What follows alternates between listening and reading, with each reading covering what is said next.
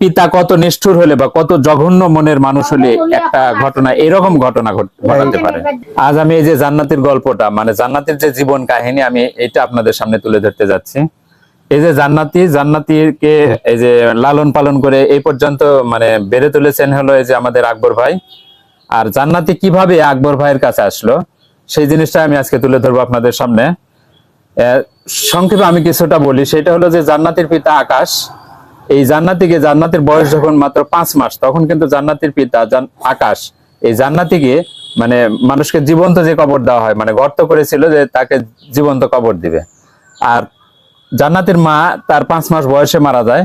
আর তারপর থেকেই এখন জান্নাতের বয়স হলো 8 বছর। এই 7.5 বছর ধরে আকবর সাহেব তাকে লালন পালন করে এই পর্যন্ত বড় করেছেন এবং তার সর্বশেষ ইচ্ছা বা তাকে কিভাবে লালন পালন করলো বা কতদিন সে তাকে তার দায়িত্ব নিতে চায় এই ব্যাপারে আকবর ভাইয়ের কাছ থেকে আমরা সবকিছু শুনবো বিস্তারিত।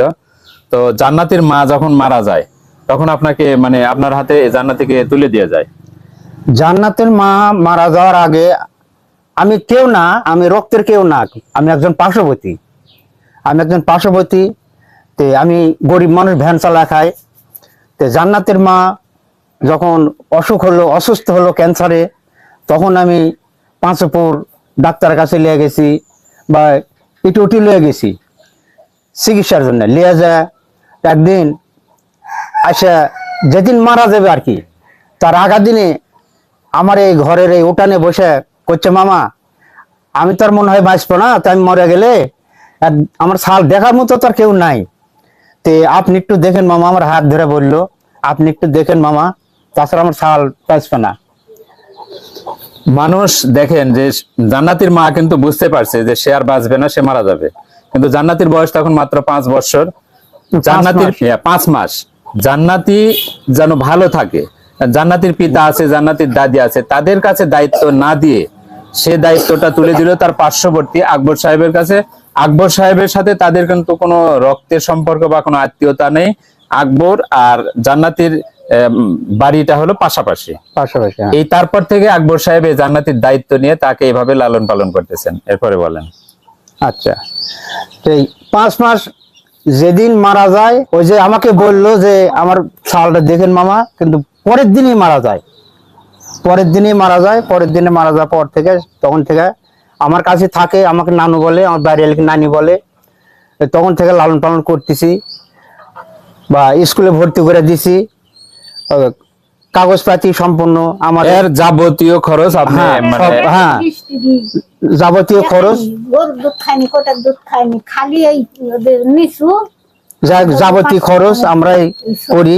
বা দাদি আছে, দাদি এখন সাহায্য করে খায়, বর্তমান তাই পঙ্গু, যেটুক পারে দেয়, দেখাশোনা করে যেটুক পারে, কিন্তু তাই এখন অচল।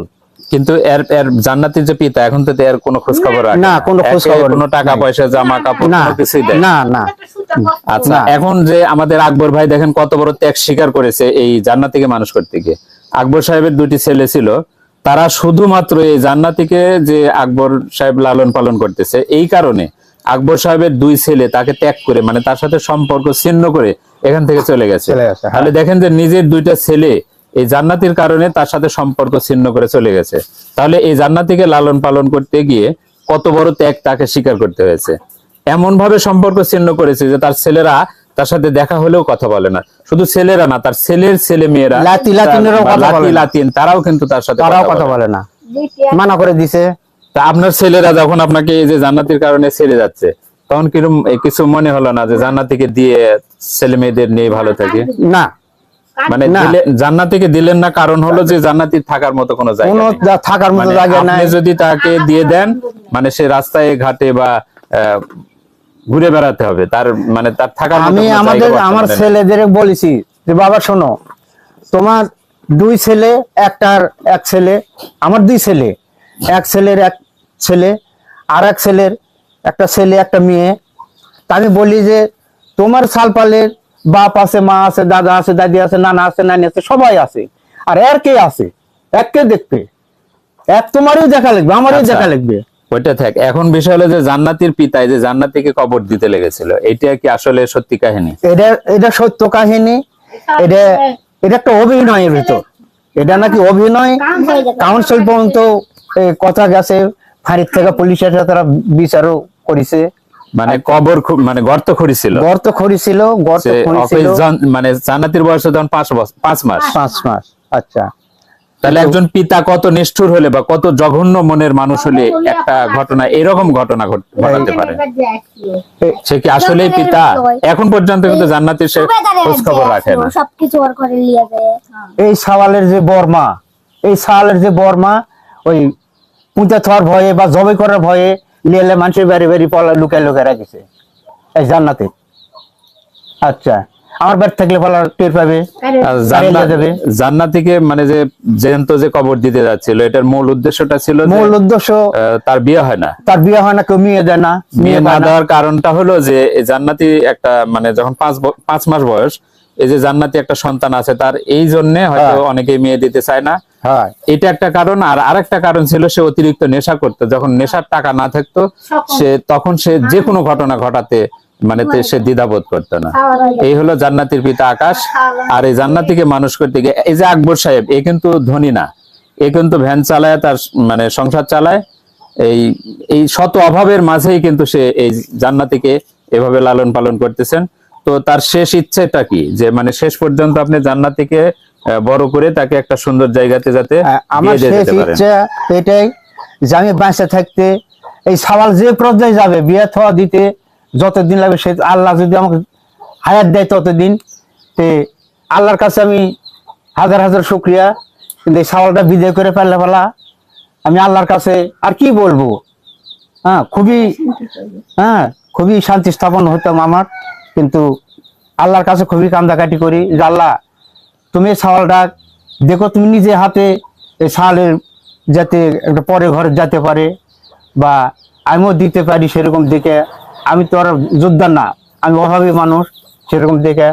বা আপনারাও দোয়া করবেন এই সাওয়ালের প্রতি। সবচেয়ে বড় হলো মানুষের দোয়া। আপনারা দোয়াটা করবেন যাতে সাওয়ালটা যাতে পরে ঘরে 8 বছর বয়স, আর কতদিন, আর না হয় এখন সে দ্বিতীয় শ্রেণীতে পড়ে, মানে 2 এ পড়ে। হ্যাঁ, টুয়ে পরে, আর নয় 8 বছর, নয় 10 বছর। কিন্তু আপনারা দোয়া করবেন। জান্নাতীর ঠিকানা হলো রাজশাহী জেলা বাগমারা থানার যুগিপাড়া ইউনিয়নের গোপীনাথপুর গ্রাম। যদি কেউ জান্নাতীকে আপনারা কোনোভাবে সহযোগিতা করতে চান, বা যদি চান যে জান্নাতী সুখে থাকুক, জান্নাতীর পাশে কেউ দাঁড়াবেন, তাহলে উক্ত ঠিকানায় আপনারা যোগাযোগ করতে পারেন। এই হলো আমাদের আকবর সাহেব। এই জান্নাতীকে মানুষ করতে বা লালন পালন করতে গিয়ে সে অনেক বড় ত্যাগ স্বীকার করেছে। তার সন্তানরা তাকে ছেড়ে চলে গেছে। তো জান্নাতীকে সে নিজের সন্তানকে মানুষ যেভাবে লালন মানে আদর সোহাগ দিয়ে বেড়ে তোলে, ঠিক একইভাবে কিন্তু সে জান্নাতীকে এখনো বেড়ে তুলতেছে। নিজের সন্তানরা যে তাকে ছেড়ে চলে গেছে জান্নাতীর কারণে, তারপরেও সে জান্নাতীর প্রতি তার বিন্দু মাত্র কোনো রাগ অভিমান বা জান্নাতীকে সে কোথাও দিয়ে দিবে এমন কিন্তু চিন্তা ভাবনা তার ভিতরে বা তার আচার আচরণে এখনো প্রকাশ পায়নি। তবে জান্নাতীকে একজন নিতে আসিছিল, বনগ্রামের একজন নিতে এসেছিল, কিন্তু দেয়নি, আকবর সাহেব দেয়নি। তাহলে চিন্তা করেন যে তার প্রতি তার কতটা ভালোবাসা জন্মেছে। আচ্ছা, তোমাকে যদি এই জান্নাতীকে আমি প্রশ্ন করি, তোমাকে যদি কেউ এখন কাউকে যদি জোরে মানে দিয়ে দেওয়া হয়, তাহলে কি করবে? যে জোর করে নিয়ে যাওয়া হয়, খেলা দিবে। ভালো করে কথা বল। ও আচ্ছা, যাবো না। আচ্ছা, তোমাকে যদি এখন কোথাও দিয়ে দেওয়া হয়, তাহলে কি করবে তুমি? যাবে না, যদি জোর করে পাঠায় দেওয়া হয়? তাও যাবো না। তাও যাবে না? না, দিয়ে আসলে চলে আসবে আবার। এই আকবর সাহেব বা যে নানু বলে খুব ভালোবাসে, আর তোমার ওই যে নানি ভালোবাসি, খুবই ভালোবাসে, যা চাও তাই পাও। হয়।